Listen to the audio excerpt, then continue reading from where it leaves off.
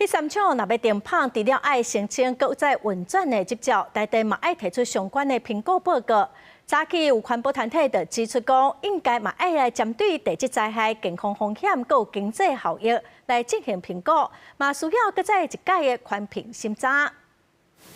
第三厂运转执照到期了，若要搁放伫保环修法了后，业工会提出主法修正草案，要求验附6大项文件，除了软化评估甲管理等相关报告，还佫有附写相关评估内政安全评估报告。毋过，团团举行记者会指出，干那遮无够，因为还佫有经济效益评估报告。如果说无限制的花钱，花到根本就不符合经济效益，这件事情是不合理的。所以我们认为，他如果要做到安全，必须要花到不合经济效益的钱的话，其实他也是不应该开发的。除了经济效益，团团认为还有健康、地质灾害等风险评估。研究辐射处居民健康的学者指出，万一核电厂发生事故造成放射性污染，免干那看短期的互相救治，还有长期追踪计划。